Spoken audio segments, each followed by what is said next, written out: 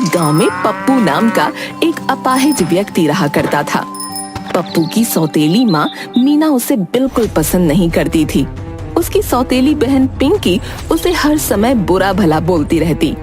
एक दिन पप्पू क्रोधित होकर अपनी सौतेली माँ से बोला, मेरी समझ में नहीं आता माँ, आखिर आपको मुझसे समस्या क्या है? समस्या है, तू मेरा सगा बेटा नहीं। तो इसमें मेरी क्या गलती? गलती है तो पैदा ही क्यों हुआ? अगर आपको मुझसे इतनी ही चिढ़ थी तो फिर आपने मेरे पिता से शादी क्यों की? उस वक्त मेरी मत मारी गई थी। ये क्यों नहीं कहती कि आपने मेरे पिता की दौलत देखकर शादी की थी? कैसी कैंची की तरह कतर कतर जुबान चलती है तेरी। शायद इसीलिए तुझे भगवान ने एक पैर से अपाहिज कर दिया। तभी पप्पू की सौतेली बहन पिंकी वहाँ आ गई और अपनी माँ से बोली, माँ आप कहाँ इस जाहिल के मुँह लग रही हैं? आपसे कितनी मर्तबा कहा, इसके मुँह लगने की कोई जरूरत नहीं। मीना मुस्कुराती हुई अपनी बेटी पिंकी के साथ वहाँ से चली गई और पप्पू आंखों में आंसू लिए हुए अपने घर से बाहर आ गया।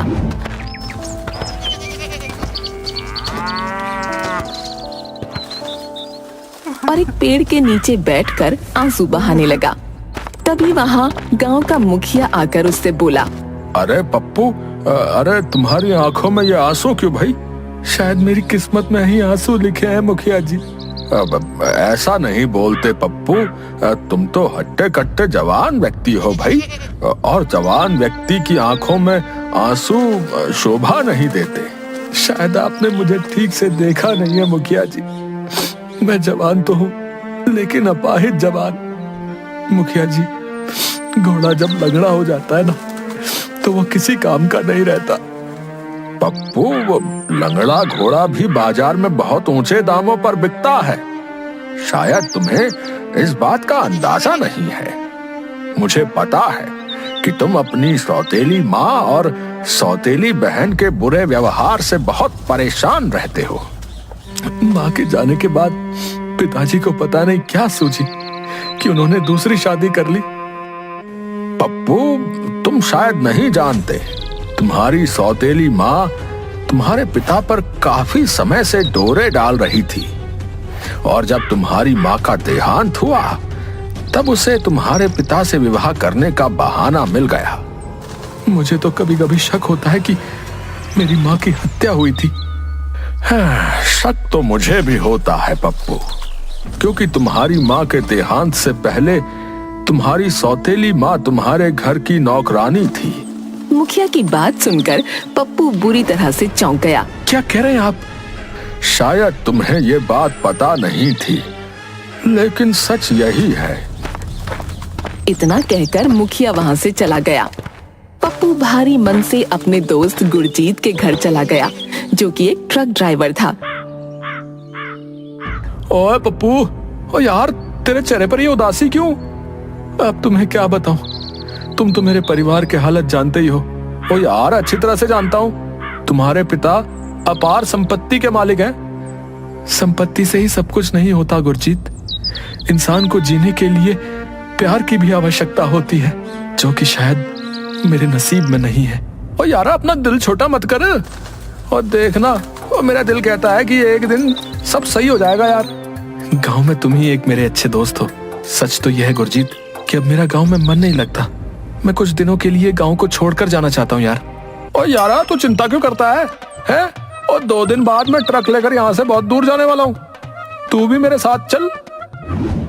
गुरजीत की बात सुनकर पप्पू खुश हो गया और अपने घर चला आया। घर पर पप्पू के पिता पप्पू की ओर देखकर बोले, आखिर कब तक ऐसे आवारागर्दी करते रहोगे पप्पू? हैं? कितनी बार कहा है कि मेरे साथ बैठा करो, कुछ कारोबार सीखो। आगे जाकर सब कुछ तुम्हें ही तो संभालना है। नहीं पिताजी, मुझे आपका कारोबार, आपका पैसा नहीं चाहिए। वैसे भी आपके पैसों पर अधिकार तो आपकी पत्नी और आपकी बेटी का है, मेरा कहाँ है? पप्पू, कितनी बार कहा है तुमसे कि मीना अब तुम्हारी माँ है और पिंकी तुम्हारी बहन है। ये बात आपको उनको बतानी चाहिए, क्योंकि ना तो पिंकी मुझे अपना भाई समझती है और ना आपकी पत्नी मुझे अपना बेटा। तभी वहाँ मीना आ गई और झूठे आंसू बहाकर एक्टिंग करके अपने पति की ओर देखकर बोली, देखा आपने, ये मेरा बिल्कुल सम्मान नहीं करता। अपने दिल में हम माँ बेटी के लिए न जाने कितनी गलत फहमियाँ पाले हुए हैं। बस कीजिए, अब ज्यादा एक्टिंग करने की जरूरत नहीं है। वैसे भी 2 दिन बाद मैं कुछ महीनों के लिए यहाँ से चला जाऊंगा। मेरे जाने के बाद आप सबको शांति मिल जाएगी। इतना कहकर पप्पू अपने कमरे की तरफ चला गया। पप्पू अपने कमरे में बैठकर अपनी माँ को याद करके आंसू बहाने लगा। तभी उसकी नजर अपने कमरे में रखी हुई बहुत पुरानी अलमारी पर पड़ी, जो कि खुली हुई थी। ये अलमारी किसने खोली? मैंने आज तक इस अलमारी को बंद ही देखा है। इतना बोलकर पप्पू अलमारी के पास गया। पप्पू की नजर अलमारी के अंदर रखे हुए एक कार्ड पर पड़ी और वहाँ रखी कुछ चाबियों पर भी। इस कार्ड में तो किसी का पता लिखा हुआ है। पप्पू उस कार्ड को ध्यान से पढ़ने लगा। ये पता तो मेरे गांव से कुछ दूर एक जंगल का है। वहाँ तो सन्नाटे और वीराने के अलावा कुछ भी नहीं है। वहाँ कौन सा घर हो सकता है? मगर इस घर का पता तो मेरी माँ के नाम का है। कुछ तो गड़बड़ है, मुझे पता लगाना चाहिए। पप्पू ने उन चाबियों को और कार्ड को अपनी जेब में रखा और सो गया।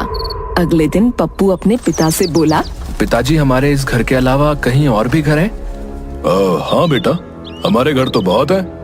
मेरा मतलब हमारे गांव के आसपास किसी जंगल में। पप्पू की बात सुनकर पप्पू के पिता पूरी तरह से चौंकते हुए बोले, तुम ये सब क्यों पूछ रहे हो? पिताजी, मुझे कृपया बताइए, क्या हमारा जंगल में भी कोई घर बना है?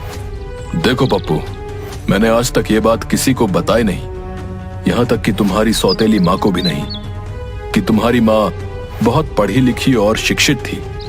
उन्होंने गांव से दूर एक जंगल में अपना खुद का एक आलीशान घर बनवा रखा था। वो पता नहीं उस घर में क्या करती रहती थी। उस घर में जाने की इजाजत किसी को नहीं थी, यहाँ तक कि मुझे भी नहीं। तो माँ के देहांत के बाद क्या आप कभी वहां पर गए? अब नहीं रतन, वो घर तो तब से बंद ही पड़ा है। अपने पिता की बात सुनकर पप्पू सीधे गुरजीत के पास गया और सारी घटना गुरजीत को बताते हुए बोला, गुरजीत, मुझे अपनी माँ की बहुत याद आती है। मैं अपनी माँ के उस घर में जाना चाहता हूँ और मैं वहीं रहूंगा। और यारा, पहले जाकर वहाँ पर देखते हैं कि आखिर ऐसी क्या बात है कि तेरे माँ के अलावा उस घर में कोई नहीं जाता था वहाँ, यहाँ तक कि तुम्हारे पिता भी नहीं। गुरजीत ने अपना ट्रक निकाल लिया और पप्पू ट्रक के अंदर बैठ गया। कुछ ही देर में उन दोनों का ट्रक जंगल में बने हुए उस सुनसान घर के सामने खड़ा था। तो यार, तुम्हारे पास इस मकान की चाबियां हैं क्या पप्पू? हाँ, मैं चाबी अभी अपने साथ ही लाया हूँ। पप्पू ने मुख्य दरवाजे को खोल दिया। गुरजीत और पप्पू उस घर के अंदर गए। घर अंदर से बेहद विशाल था। घर के अंदर के दृश्य को देखकर वो दोनों बुरी तरह से हैरत में पड़ गए। ओ यार पप्पू, ओ यार, ये तो एक बहुत बड़ी प्रयोगशाला लग रही है। ओ कहीं तुम्हारी माँ साइंटिस्ट तो नहीं थी यार? दृश्य देखकर तो मुझे भी कुछ ऐसा ही लगता है कि माँ शायद साइंटिस्ट ही हो। शायद इसीलिए वो किसी को भी यहाँ पर नहीं आने देती थी। ओ यार, चलो आगे चलकर देखते हैं। गुरजीत और पप्पू घर के एक एक कमरे को बड़े गौर से देखने लगे। तभी गुरजीत की नजर घर के गार्डन में खड़े हुए एक ट्रक पर पड़ी। ओ पप्पू, ओ यार, वो देख, ओ किस तरह के डिजाइन का ट्रक खड़ा हुआ है यार। ओए चल कर देखते हैं। पप्पू गुरजीत की बात मान उस ट्रक के नजदीक चला गया। ओए पप्पू, ओ यार, ये ट्रक तो पूरा सोने का है। ओ अगर तेरी माँ और बहन ने तेरे पिता की सारी जायदाद हथिया भी ली तो अब तुझे चिंता करने की कोई जरूरत नहीं है। तेरे पास सोने का ट्रक है। यार गुरजीत, कितनी बार तो कहा मैंने कि अपनी ट्रक ड्राइवरी वाली सोच को खत्म कर और थोड़ा ऊंचा सोच। मतलब इस ट्रक को ध्यान से देख। इसका डिजाइन बाकी ट्रकों से बहुत ही ज्यादा अलग है। अगर इसे बहुत गौर से देखो तो ये काफी हद तक एक स्पेसशिप से मिलता जुलता दिखाई दे रहा है। ओए, देर किस बात की है? अभी पता लग जाएगा। मैं ट्रक ड्राइवर हूँ और ट्रक मेरे सामने है। ट्रक लोहे का हो या सोने का, चलाता ड्राइवर ही है। इतना कहकर गुरजीत उस सोने के ट्रक के अंदर बैठ गया और पप्पू भी। अपनी कुर्सी की पेटी बांध ले पप्पू, अब मैं ट्रक स्टार्ट करने वाला हूँ। लेकिन ट्रक स्टार्ट कैसे करोगे? यहाँ तो स्टीयरिंग के बगल में बटन ही बटन नजर आ रहे हैं। ओए, किसी ना किसी बटन से तो खुल ही जाएगा। इतना बोलकर गुरजीत ने एक लाल कलर का बटन दबा दिया। बटन दबते ही अचानक चारों ओर अंधेरा छा गया।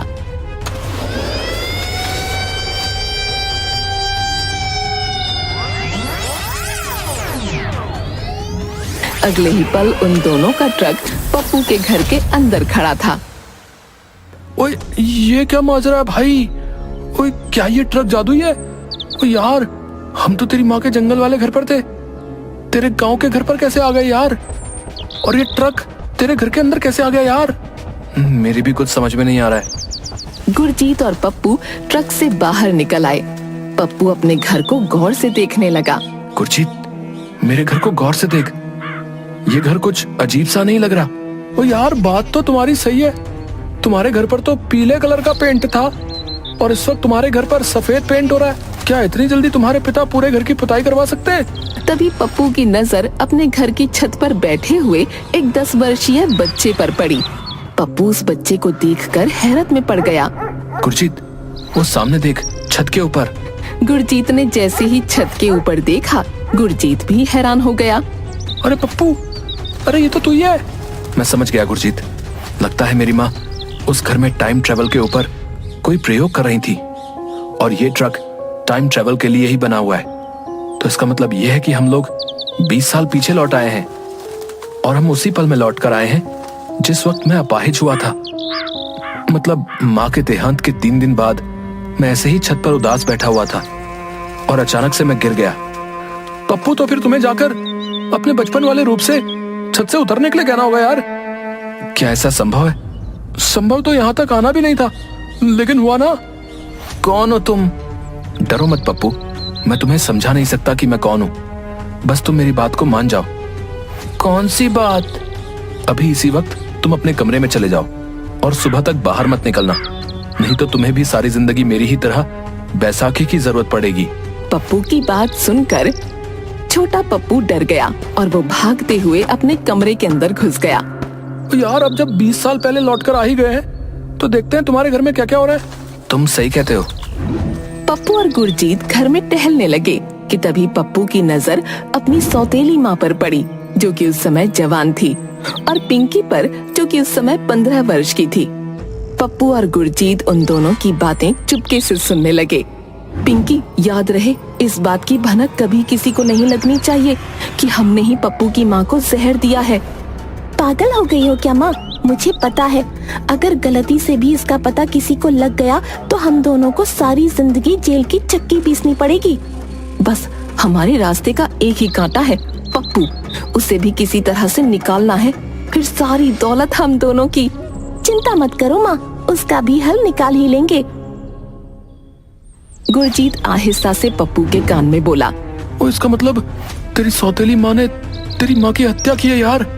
हाँ गुरजीत, लेकिन कितनी अजीब बात है, हम इस बात को साबित नहीं कर सकते। जो हमने अपने कानों से सुना है हम लोगों को क्या बताएंगे? क्या हम 20 साल पीछे भूतकाल में गए थे और हमने ये बातें सुनी? क्या लोग हम पर विश्वास करेंगे? पप्पू को अब वहाँ पर बहुत ही बुरा लगने लगा। वो गुरजीत के साथ ट्रक के अंदर आकर बैठ गया। हम लोग आ तो गए थे, लेकिन वापस कैसे जाएंगे? अब पता नहीं यार। और शायद लाल वाले बटन के बगल में ये ग्रीन बटन है, इसको दबा कर देखता हूँ। बटन दबाते ही अंधेरा छा गया। अगले ही पल उन दोनों ने अपने आप को पप्पू की माँ के उसी गार्डन में खड़ा पाया। पप्पू कूदकर ट्रक से बाहर निकल आया। उसकी बैसाखी गायब हो चुकी थी। ओए पप्पू, ओए तेरी बैसाखी कहाँ गई? और तेरा पैर तो सही हो गया। पप्पू ने जैसे ही अपना पैर देखा तो अब उसका पैर बिल्कुल सही हो चुका था। तो बिल्कुल सही कह रहा है गुरजीत। ओए, हमने भविष्य को बदल दिया पप्पू, अब हम सब कुछ बदल देंगे। तभी पप्पू गहरी सोच में डूबते हुए बोला। नहीं गुरजीत, हम इस बारे में किसी को नहीं बताएंगे। शायद मेरी माँ इसी वजह से इस घर के अंदर किसी को नहीं आने देती थी। अगर गलती से भी ये जादुई सोने का ट्रक किसी के हाथ लग गया तो वो दुनिया में तबाही मचा देगा। यार तुम बिल्कुल सही कहते हो, लेकिन मुझे खुशी है कि मेरा दोस्त बिल्कुल सही हो गया। पप्पू अपनी माँ के घर पर ताला लगाकर गुरजीत के साथ अपने गांव आ गया। पप्पू को सही देखकर मीना बुरी तरह चौंकते हुए बोली, तुम सही कैसे हो गए पप्पू? तभी वहाँ पिंकी आ गई। तुम्हारी टांग कैसे सही हो गई? डॉक्टर ने तो कहा था अब तुम जीवन में कभी ठीक नहीं हो सकते। पप्पू उन दोनों की ओर रहस्यमयी अंदाज में मुस्कुराते हुए बोला, मुझे पता लग गया है कि तुम दोनों ने मेरी माँ को जहर देकर मारा था। ये क्या बकवास कर रहे हो तुम? क्या आपने आज से 20 साल पहले पिंकी से नहीं कहा था कि इस बात की भनक किसी और को बिल्कुल भी नहीं लगनी चाहिए कि तुमने मेरी माँ को जहर दिया था? पप्पू की बात सुनकर मीना बुरी तरह सहम गई। तुम्हें ये कैसे पता चला? उस वक्त तो तुम बहुत छोटे थे और जब हम ये बात कर रहे थे उसके कुछ ही मिनट बाद तुम्हारे चीखने की आवाज आई थी। तुम छत से गिर गए थे। सवाल ये नहीं है कि मुझे कैसे पता, सवाल ये है कि अब मैं ये बात पुलिस को जाकर बताऊंगा।